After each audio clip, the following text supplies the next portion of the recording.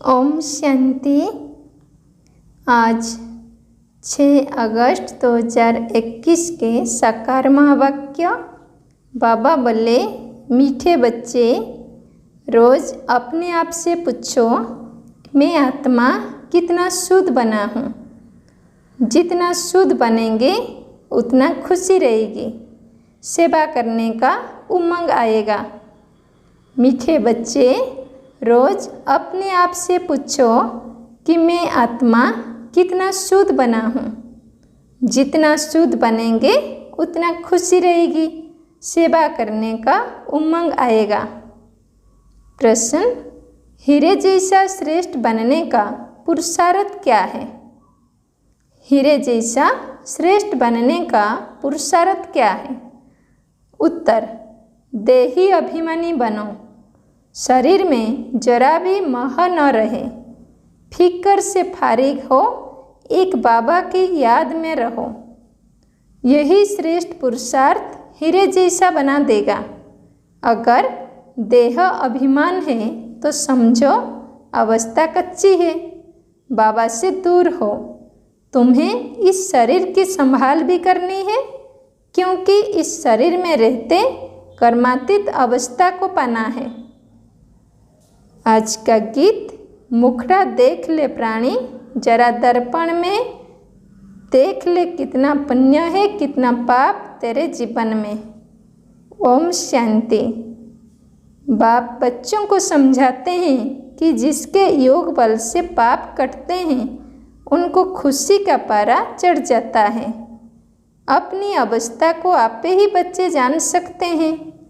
जब अवस्था अच्छी होती है तो सर्विस का शौक बहुत अच्छा होता है। जितना जितना शुद्ध होते जाएंगे उतना औरों को भी शुद्ध अथवा योगी बनाने का उमंग आएगा, क्योंकि तुम राजयोगी व राज ऋषि हो। हठयोग ऋषि तत्व को भगवान मानते हैं, राजयोग ऋषि भगवान को बाप मानते हैं। हठयोग ऋषि तत्व को भगवान मानते हैं, राजयोग ऋषि भगवान को बाप मानते हैं। तत्व को याद करने से उन्हों के कोई पाप नहीं कटते हैं। तत्व के साथ योग लगाने से कोई बल नहीं मिलता है। कोई भी धर्म वाले योग को जानते नहीं हैं, इसलिए कोई भी सच्चा योगी बन वापिस नहीं जा सकते। अभी तुम बच्चे अपनी अवस्था खुद भी जान सकते हो। आत्मा जितना बाप को याद करेगी उतना खुशी होगी। अपनी जांच रखनी है।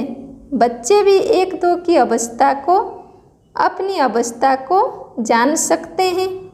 देखना है हमारा कोई शरीर में भान तो नहीं है। देह अभिमान है तो समझो हम बहुत कच्चे हैं, बाबा से बहुत दूर हैं। देह अभिमान है तो समझो हम बहुत कच्चे हैं, बाबा से बहुत दूर हैं। बाप फरमान करते हैं, बच्चे तुम्हें अब हीरे जैसा बनना है। बाप देही अभिमानी बनाते हैं। बाप को देह अभिमान होता नहीं, देह अभिमान होता है बच्चों को। बाप की याद से तुम देही अभिमानी बनेंगे। अपनी जांच करते रहो, हम कितना समय याद करते हैं। जितना याद करेंगे उतना खुशी का पारा चढ़ेगा और अपने को लायक बनाएंगे। ऐसे भी मत समझना कि कोई बच्चे कर्मातीत अवस्था को पहुंच गए हैं। नहीं, रेस चल रही है। रेस जब पूरी होगी तब फाइनल रिजल्ट होगी, फिर विनाश भी शुरू हो जाएगा। तब तक यह रिहर्सल होती रहेगी जब तक कर्मातीत अवस्था आ जाए। हम किसी की बुराई नहीं कर सकते, अंत में ही सबका पता पड़ेगा। अभी तो थोड़ा टाइम पड़ा है। यह दादा भी कहते हैं, मीठे बच्चे अभी थोड़ा समय पड़ा है। इस समय एक भी कर्मातीत अवस्था को पा ना सके। बीमारी यदि होती है इसको कर्म भोग कहा जाता है। भगना का और किसको पता नहीं पड़ता है, वह अंदर की पीड़ा होती है। अभी एकरस अवस्था किसी की बनी नहीं है। जितनी कोशिश करते हैं उतना विकल तूफान बहुत आते हैं। तो बच्चों को कितनी खुशी रहनी चाहिए। विश्व का मालिक बनना कोई कम बात है क्या? मनुष्य साहूकार हैं, बड़े बड़े बंगले हैं तो खुशी रहती है क्योंकि सुख बहुत है। अभी भी तुम बाप से अथाह सुख लेते हो। अभी भी तुम बाप से अथाह सुख लेते हो। जानते हो बाबा से हम राजाई लेंगे। शांति में इतना खुशी नहीं होती जितनी धन में खुशी होती है। सन्यासी घर बार छोड़ जाए जंगल में रहते हैं। कभी पैसा हाथ में नहीं रखते थे, सिर्फ रोटी लेते थे। अभी तो कितने धनवान हो गए हैं। सबको पैसे की चिंता बहुत है। वास्तव में राजा को प्रजा का होना रहता है, इसलिए लड़ाई के सामान रखते हैं। सतयुग में तो लड़ाई आदि की बात होती नहीं। अभी तुम बच्चों को खुशी होती है। क्यों खुशी होती है? हम अपनी राजाई में जाते हैं, वहाँ डर की कोई बात नहीं होती, टैक्स आदि की बात नहीं। यह शरीर की फिक्रात यहाँ रहती है। गाया जाता है फिक्र से फारिग स्वामी। तुम जानते हो फिक्र से फारिग होने के लिए अभी हम इतना पुरुषार्थ करते हैं, फिर 21 जन्म के लिए कोई फिक्रात नहीं रहेगी। बाबा को याद करने से तुम बहुत अड़ल रहेंगे। रामायण की कथा भी तुम्हारे पर है। तुम ही महावीर बनते हो। आत्मा कहती है हमको रावण हिला नहीं सकता, वह अवस्था पिछाड़ी को आएगी। अभी तो कोई भी हिल जाएंगे, फिक्रात रहेगी। जब विश्व में लड़ाई लगेगी तब समझेंगे अब टाइम आ गया है। जितना बाप को याद करने का पुरुषार्थ करेंगे उतना फायदा होगा। पुरुषार्थ करने का अभी ही समय है, फिर तो विनाश की धूमधाम होगी। अभी तो शरीर में भी मोह रहता है ना। बाबा खुद कहते हैं शरीर की संभाल रखो, अंतिम शरीर है, इसमें ही पुरुषार्थ कर कर्मातीत अवस्था को पाना है। जीते रहेंगे, बाप को याद करते रहेंगे। बाप समझाते हैं बच्चे जीते रहो।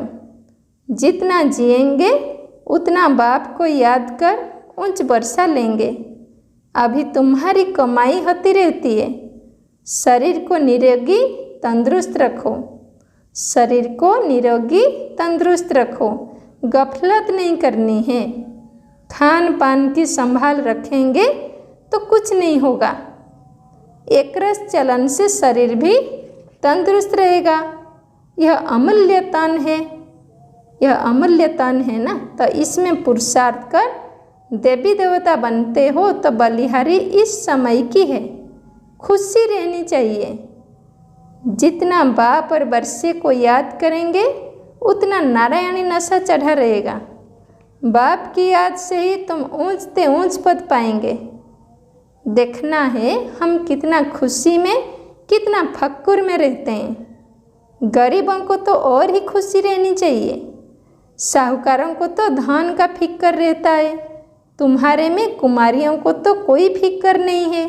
हाँ, कोई के मित्र संबंधी गरीब हैं तो संभाल रखनी पड़ती है, जगाते भी रहना है।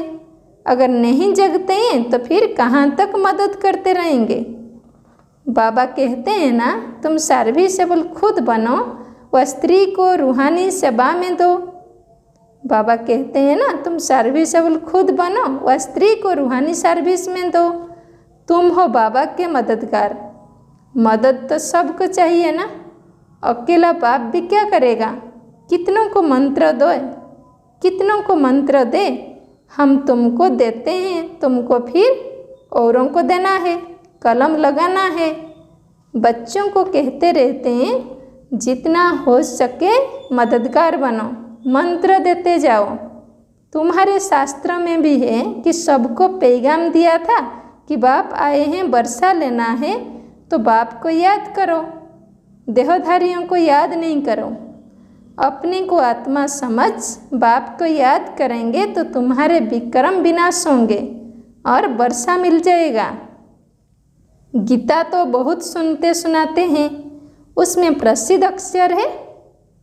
प्रसिद्ध अक्षर क्या है? मनमना भव। बाप को याद करो तो मुक्ति को पाएंगे। सन्यासी भी यह पसंद करेंगे। मध्याजी भव अर्थात जीवन मुक्ति।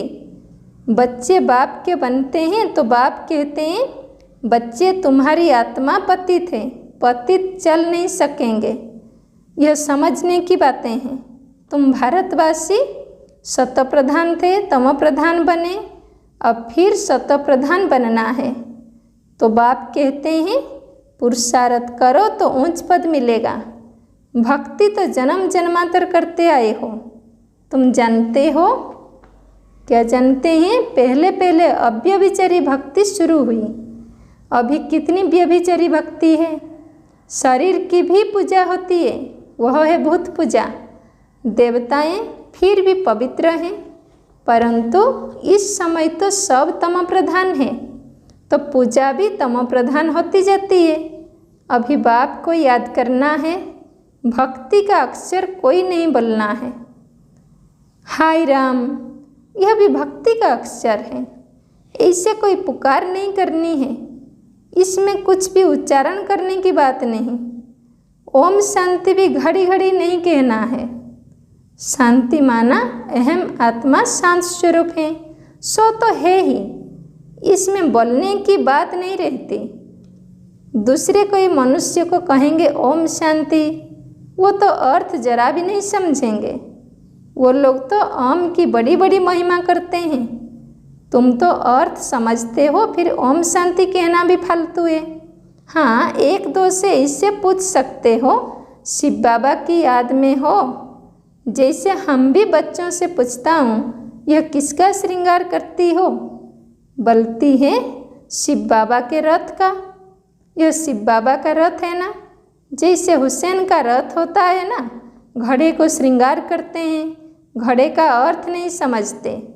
धर्म स्थापन करने वाले जो आते हैं, उनकी आत्माएं पवित्र होती है। पुरानी पतित आत्मा धर्म स्थापन कर न सके। तुम धर्म स्थापन नहीं करते हो, शिव बाबा तुम्हारे द्वारा करते हैं, तुमको पवित्र बनाते हैं। वो लोग भक्ति मार्ग में बहुत श्रृंगार आदि करते हैं, यहाँ श्रृंगार पसंद नहीं करते। बाप कितना निरहंकारी है, खुद कहते हैं हम बहुत जन्म के अंत के भी अंत में आता हूँ। पहले सतयुग में होगा श्री नारायण, श्री लक्ष्मी से भी पहले श्री नारायण आएगा, वो तो बड़ा होगा ना, इसलिए कृष्ण का नाम गाया हुआ है। नारायण से भी कृष्ण की महिमा जास्ती करते हैं। कृष्ण की ही जन्माष्टमी मनाते हैं, नारायण का बर्थडे नहीं मनाते। यह कोई नहीं जानते कि कृष्ण स्व नारायण। नाम तो बचपन का ही चलेगा ना, फलाने ने जन्म लिया, उसका बर्थडे मनाते हैं, इसलिए कृष्ण का ही मनाते हैं। नारायण का किसको पता नहीं। पहले पहले शिव जयंती, फिर है कृष्ण जयंती, फिर राम की। शिव के साथ गीता का भी जन्म होता है। शिव बाबा आते ही हैं बहुत जन्म के अंत के जन्म में। बुजुर्ग अनुभवी रथ में ही आते हैं। कितना अच्छा समझाया हुआ है, तो भी किसकी बुद्धि में नहीं आता। बाप कहते हैं यह ज्ञान प्राय लोप हो जाता है। जब मैं आकर सुनाऊं तब तुम भी सुना सकते हो। अभी तुम बच्चे जानते हो, हम भविष्य में एक्यूरेट यह देवी देवता बनेंगे। बाबा ने 2-3 प्रकार के साक्षात्कार किए थे। यह बनूंगा, ताज वाला बनूंगा, पगड़ी वाला बनूंगा। 2-4 राजाई के जन्मों का साक्षात्कार किया था। अभी तुम समझ सकते हो। इन बातों को दुनिया में और कोई समझ नहीं सकते। हाँ, इतना समझते हैं अच्छा कर्म करेंगे तो अच्छा जन्म मिलेगा। अभी तुम पुरुषार्थी भविष्य के लिए कर रहे हो, नर से नारायण बनने का। तुम जानते हो हम यह पद पाएंगे। ये खुशी जास्ती उनको रहेगी जो कर्मातीत अवस्था को पाने का पुरुषार्थ करते होंगे। कहते हैं बाबा हम तो मम्मा बाबा को फॉलो करेंगे तब तो तख्त पर बैठ सकेंगे। यह भी समझ चाहिए जितनी हम सर्विस करते हैं और कितना खुशी में रहते हैं, कितनी हम सर्विस करते हैं और कितना खुशी में रहते हैं। खुद खुशी में रहेंगे तो दूसरों को भी खुशी में लाएंगे। अंदर कोई खराबी होगी तो दिल खाती रहेगी। कोई आकर कहते हैं बाबा हमारे में क्रोध है, यह भूत है हमारे में। फिक्र की बात हुई ना। भूत को रहने नहीं देना चाहिए। क्रोध क्या करें, क्रोध क्यों करें? प्यार से समझाना होता है। बाबा कोई पर क्रोध थोड़े ही करेंगे। शिव बाबा की महिमा है ना, बहुत फालतू झूठी महिमा भी करते हैं। मैं करता क्या हूँ? मुझे कहते हैं आकर पतित से पावन बनाओ। जैसे डॉक्टर को कहते हैं हमारी बीमारी दूर करो, वो दवाई दे इंजेक्शन लगाते हैं, वह दवाई दे इंजेक्शन लगाते हैं। सो तो उनका काम ही है, बड़ी बात थोड़ी ही है। पढ़ते ही हैं सर्विस के लिए, जास्ती पढ़ते हैं तो जास्ती कमाई करते हैं। बाप को तो कोई कमाई नहीं करनी है, उनको तो कमाई कराना है। बाबा कहते मुझे तुम अविनाशी सर्जन भी कहते हो, यह जास्ती महिमा कर दी है। पतित पावन को कोई सर्जन नहीं कहा जाता, यह सिर्फ महिमा है। बाप तो सिर्फ कहते हैं मुझे याद करो तो तुम्हारे विक्रम विनाश होंगे। बस मेरा पाठ ही है तुमको यह समझाने का कि माँ में कम याद करो। जितना याद करेंगे उतना उच्च पद पाएंगे। यह है ही राजयोग का ज्ञान। गीता जिन्होंने पढ़ी है उनको समझाना सहज होता है। तुम पूज्य राजाओं के राजा बनते हो, तुम पूज्य राजाओं के राजा बनते हो, फिर पुजारी बनेंगे। तुमको मेहनत करनी है। तुम विश्व को पवित्र बनाते हो। कितना भारी मर्तबा है। तुम सब अंगुली देते हो कलयुगी पहाड़ को पलटाने, बाकी पहाड़ आदि कुछ भी है नहीं। अब तुम जानते हो नई दुनिया आनी है, इसलिए राजयोग जरूर सीखना है। बाप ही आकर सिखलाते हैं। सत्य प्रधान बनना है।